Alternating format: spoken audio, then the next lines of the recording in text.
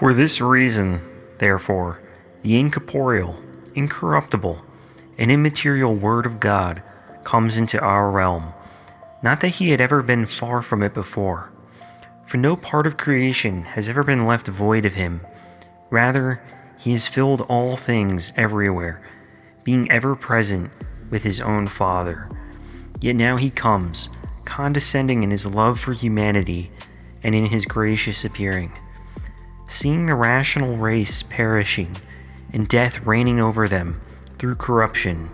seeing also that the threat given for the transgression held full force against us, and that it would be unfitting that the law should be dissolved before it was fulfilled.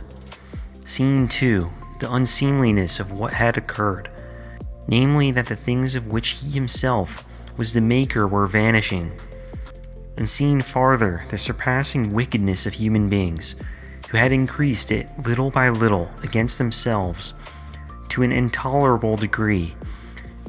and finally, seeing the liability of all human beings to death, he had compassion on our race, pitied our weakness, condescended to our corruption, and did not endure the dominion of death, lest what had been created should perish and the Father's work for humankind be rendered futile. Therefore he takes to himself a body, and that body is in no way alien to our own, for he did not merely will to be embodied, nor did he simply intend to appear. He had only desired to appear. He could have manifested his divine presence through some nobler creature, but instead he takes what is ours, and not in a mere or casual way, but from a pure and undefiled virgin, a woman untouched by man.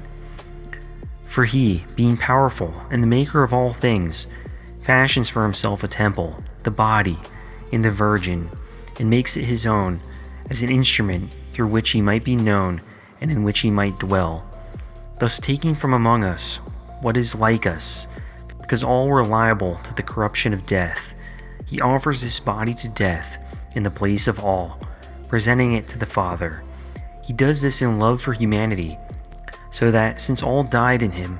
the law concerning human corruption might be abolished, its full power having been exhausted in the Lord's body, and having no longer any ground of claim against those who are like him. And farther, in order that he might turn human beings once more from corruption to incorruption,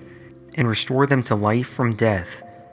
he makes that body his own, and imparts to it the grace of the resurrection, thereby destroying death in them as chaff vanishes before fire.